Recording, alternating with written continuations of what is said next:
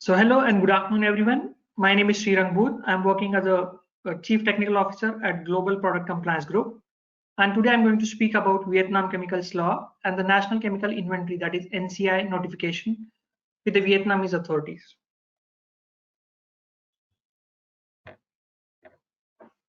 So this is a brief content about today's presentation. I'll be giving you an overview of chemical laws in Vietnam. I'll also try to explain a system on chemicals management, which is currently present in Vietnam. Also, there has been a couple of new amendments which are being proposed by the authorities. So I'll be speaking about the new amendments in Vietnam. Then we'll have a look at the National Chemical Inventory, NCI. Also, we'll discuss about the notification process and the required information for doing the notification at the NCI. And then few take-home messages, which will be followed by Q&A session. So giving you the chemical laws in Vietnam, basically laws in chemical in Vietnam has been introduced in 2007. And they also have a decree which talks about the detailing and guiding the enforcement of number of provisions of the law on chemicals. So the law on chemicals came on June 2007, which is known as QS12. This is the most basic law on chemical management, which regulates on the production, trading, use, chemical safety, chemical information, and responsibilities of the competent authorities, which has further been amended in 2017, and there has been a decree issued with the name of 113/2017 NDCP, which talks about the detailed regulation for various chemical list on licenses, classification, plans and measures for chemical incident, safety training, declaration, etc. And there has been a circular which has been issued with a circular name 32/2017 TT-BCT, which talks about the forms and guidelines of labeling, MSDS, related information, declaration, reporting, licenses, application, plans and measures. So basically the circular talks about how the GHS has been implemented in Vietnam and how the classification and labeling will be done for the substances, whereas the decree 113 talks about how the chemicals will be regulated within Vietnam. There are various authorities that are involved with the chemical regulations. The primary authority will be the Ministry of Trade and Industry, who has been dealing with all type of chemicals. But there is also Ministry of Agriculture and Rural Development, who is involved for agrochemicals. Ministry of Public Health is involved. Ministry of Science and Technology is also involved. Ministry of Natural Resource and Environment is involved. Ministry of National Defense is involved, and obviously People's Committee is also involved when it is going to be a chemical regulation discussed in Vietnam. So there are a number of authorities which were involved, but the primary authority will be Ministry of Trade and Industry and Trade, MOIT, who is taking care of the regulation in Vietnam. Now I just try to briefly tell you about the system on chemical management, how it works within Decree 113/2017 NDCP. So there are several appendix which are mentioned within the regulation along with the articles, and this appendix primarily deals about the respective chemical list and its requirements and how it will be treated within the Vietnamese territory. So Appendix 1 talks about the conditional industrial chemicals, which talks about the certificate for production and trading of conditional industrial chemicals. Appendix 2 talks about the restricted industrial chemical, where it specially talks about how the licenses for the production and trading of restricted industrial chemicals will be given, and management of the invoices related to the sales and purchase of the restricted industrial chemicals. Appendix 3 talks about the prohibited chemicals. Yes, there are prohibited chemicals which exist within Vietnam, but there is also a possibility to get the licenses from Prime Minister for some special purpose of these prohibited chemicals, which is also possible. Appendix 4 talks about the hazardous chemicals requiring incident prevention and response plan. So again, if the chemicals is hazardous chemical, then licenses for the plant from Ministry of Industry and Trade needs to be get, and there also a procedure for sell approved measures to be adopted by the companies who is operating with the hazardous chemicals within Vietnam. Appendix 5 talks about the declared chemicals. The declared chemicals will be the declaration on the national single window before custom clearance, wherein they can declare about the nature of the chemical to the authorities and the details about the chemical to be placed into the Vietnamese territory. Then there is Article 19, which talks about toxic chemicals, how the purchasing control will happen for the toxic chemicals which will be placed in Vietnam. And then obviously Appendix 1 again talks about the industrial precursor, I mean the license for import export from the ministry, and logbook for recording the industrial precursor chemical production.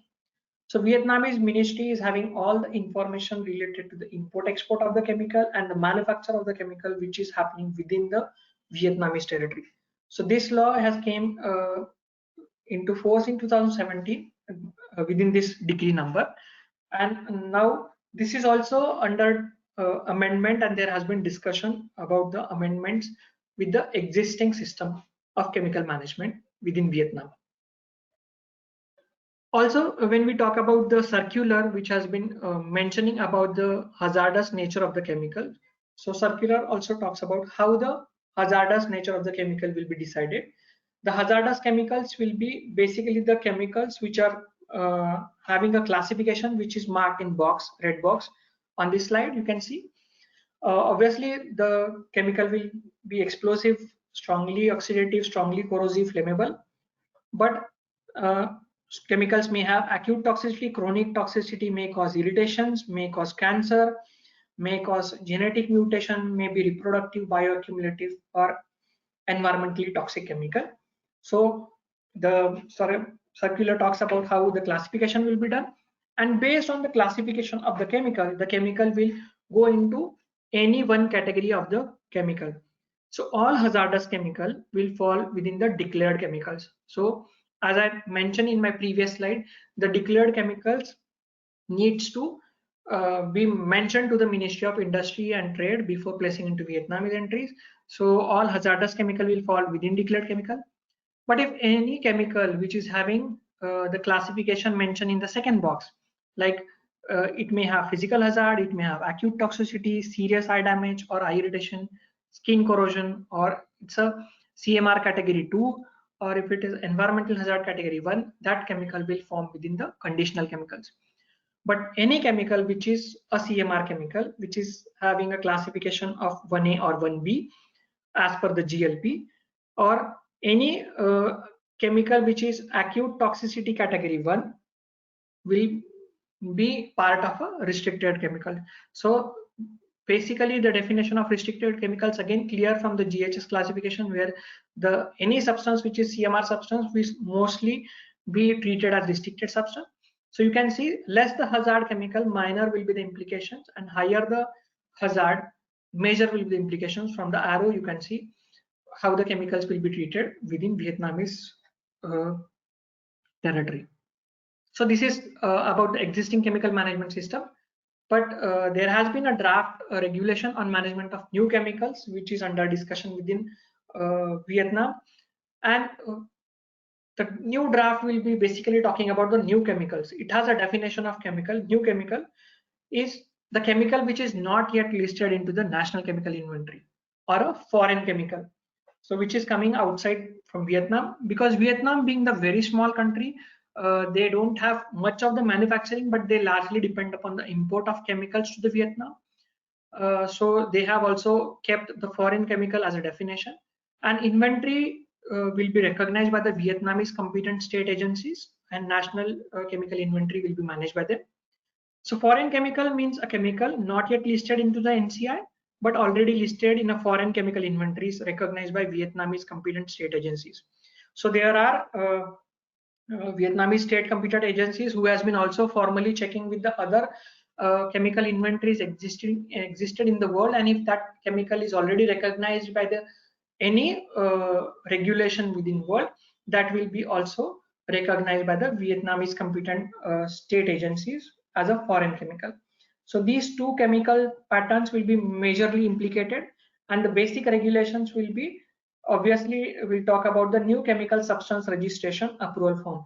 So whenever there is a chemical which will be qualified as a new chemical substance in Vietnam, essentially it has to obtain the new chemical substance registration. So there will be higher chance if a chemical is not listed into the national chemical inventory, then it will have more compliance requirements before placing that particular chemical within the Vietnamese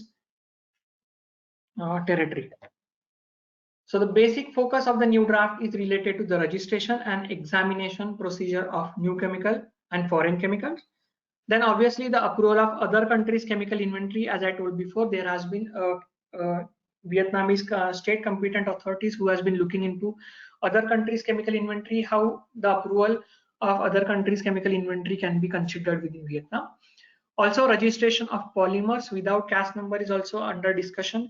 Management of conditional business confidential business information, that is CBI related chemical products. Clarification of the responsibility of the foreign enterprises.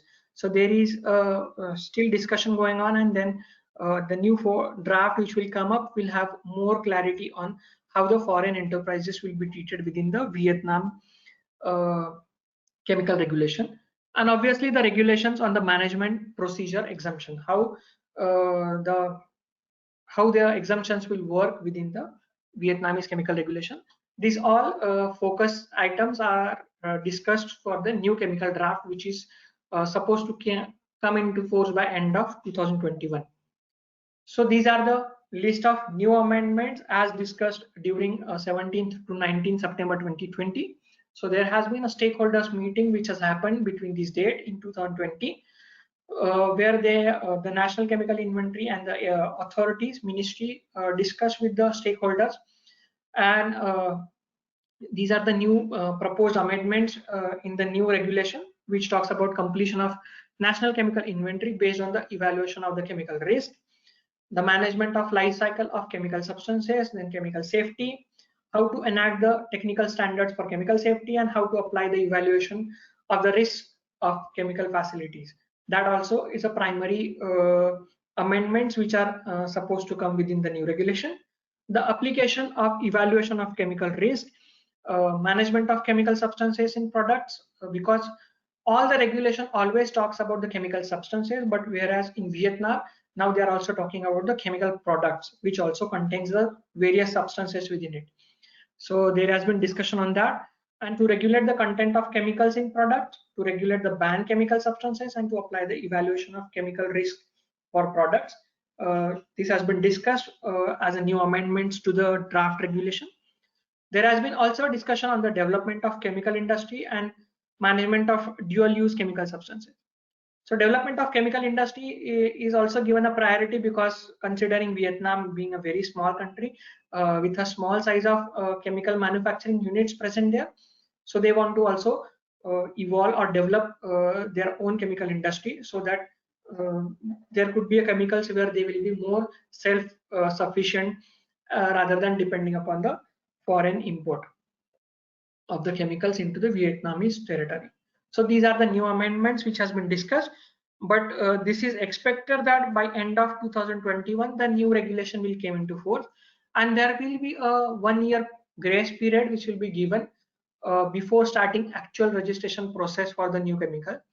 And before this regulation come into picture, the National Chemical Inventory has to be finalized. So there has been a National Chemical Inventory which has been formally approved by the Prime Minister in 2012 in a decision named with 768 QDTTG on compilation of the National Chemical Inventory and National Chemical Database. So there are two things when we talk about the nominating chemicals into the National Chemical Inventory. So there is a database which is called as National Chemical Database, which has been formed. Out of that National Chemical Database, the substances will be evaluated and added to the National Chemical Inventory. So whenever you do a nomination for a National Chemical Inventory, it does not automatically tells that the substance will be added to the inventory, but first primarily it will added to the National Chemical Database, it will be further evaluated, and then it will be added to the National Chemical Inventory. So the purpose of this database is to management of chemical safety and providing information in case of an emergency in relation to the hazardous chemical. So obviously this is an alternative purpose, just give an emergency response in case there is something goes wrong with any of the chemicals. The system has been open 5 times since September 2016. But we hope that this is the final version, and by 2021 the national chemical inventory will be formed. This is a graph which will give you an overview how the inventory has been evolving since 2016. So initially, when in 2016 the first window has opened, there was only 4,927 substances which has been added to the national chemical, which has been proposed to add into the draft national chemical inventory. And over the last 4 years period, when it has been open for the 5 times, in October 2020, the count of national chemicals has gone to 41,307 chemicals.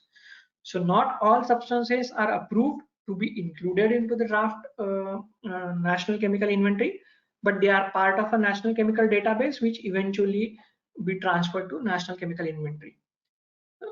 So there are reasons like why these all chemicals which has been submitted till date are not accepted into the inventory is because of the lack of evidences. There are certain chemicals which are still under examination, and there are few chemicals which has been approved into the draft national chemical inventory. So this is the status of substances in national chemical inventory from 5th May, May 2020 till last year. You can see from this graph there are almost like close to 10,000 chemicals approximately, or 8,000 chemicals which has been approved into the draft national chemical inventory, but there are a few thousand chemicals which are still under examination. And you can see there is a huge line at the bottom. You can see the red line which talks about the lack of evidences. So there are substances where there is a lack of evidences, because of which they are still under consideration and not yet approved by the authorities to be included into the national chemical inventory. So it is very difficult to check, to know whether my chemical falls within what is the status of my substance. So it is very primary responsibility of every manufacturer or supplier to Vietnam to check the status of their substance. And based on the status of your substance, you can still nominate the substance to national chemical inventory. So what is the information requirement for national chemical nominating a substance? It's very basic information. Basically, you just need to give the chemical name, that is IUPAC name, CAS number, safety data sheet as per the Vietnamese decree, and the circular number, because it should have the classification of the substance as per the Vietnamese regulation. And obviously, since it's in Vietnam, Vietnamese language is preferred, but yet English language SDS can also be accepted while nominating a substance to NCI. The documents that showing the chemicals are being used in Vietnam, it is very mandatory and important document as a part of nominating substances to NCI. And obviously it has to be further supported with a purchase contract, invoices, etc. So as I told before, now the nomination is still ongoing, and the new deadline and the last deadline for nominating the substances to NCI is 15th April 2021. We hope that there won't be any nomination after this. But there has been a discussion where we have heard that if the regulation came into force by end of 2021, so there will be a grace period. There will be a 1 year grace period to actually implement the regulation. So during that grace period also there might be a possibility, but as on date 15th April 2021 is the new deadline for submitting your nominations to the national chemical inventory. Again, you have to give the chemical name, CAS number, safety data sheet, and document showing the chemicals are being used in Vietnam. You can see a small screenshot from the Vietnam National Chemical Database system. So there is an online system wherein you need to log in into the system to check first the status of your substance, whether it is already into the database or not, and if it is already added into the national chemical inventory or not. If it is not added into the national chemical inventory and if it's still present into the database, it is recommended that you should also nominate your substance, because we don't know what all proof has been previously submitted by the previous nominator while doing the nomination in national chemical database. So it is recommended, if your substance is not into the national chemical inventory, please check that and initiate the nomination so that you can further avoid the regulatory actions to be ongoing or happening with your substances, and your exports might get held up because of that. So this is all about nominating substances to National Chemical Inventory of Vietnam. Now, coming to few take-home messages, it's primary obligation of any exporters to Vietnam is first identify the substance that you export to Vietnam and check if it is listed in NCI or not. Obviously, then you need to prepare the information like what CAS number, IUPAC name, documents for substances to be nominated at NCI. You need to check that if you have an SDS which is updated as per the GHS norm, which is accepted in Vietnam, and then you should prepare your SDS in Vietnamese, because eventually you will need an SDS in Vietnamese while submitting the nominations. You have to consult with the regulatory compliance companies to fulfill your responsibilities as a manufacturer and supplier, and ensure to assess the Vietnamese market. So that you being the, if you are not a Vietnamese manufacturer or importer, you won't be able to check the Vietnamese inventory. So it is recommended that you can hire a regulatory compliance company who can help you out to check the substances to be present in NCI or not, and if not, they can also help you to do the nomination on your behalf. Also, if you want to keep yourself updated on the Vietnam developments, you can visit our website gpcgateway.com. This is a screenshot from our website wherein you will be able to see up-to-date information about what is happening in Vietnam, how the nominations are ongoing, and what all compliance requirements you might have for your substance while doing the nomination for Vietnam market. So please feel free to visit this our website, and you will be getting more updates on Vietnamese development. You can how can GPC help you is basically we can help you to assess if your substance is listed in NCI or not. We can also prepare the substance nomination to the NCI, and we can also provide you the consultancies on the chemical compliances in Vietnam. So it's not only the NCI nomination that we are talking about. In future also, if you need any compliance requirements within Vietnam, we are there to help you out, and you can please feel free to contact us. You can write us, and then we can come back to you with a proposal like how we can help you to get your nominations done or to get your compliances done for the Vietnam regulation. So that's all from my side. Thank you for patiently listening to my presentation, and over to you, Jess, to take it further. Thank you very much once again.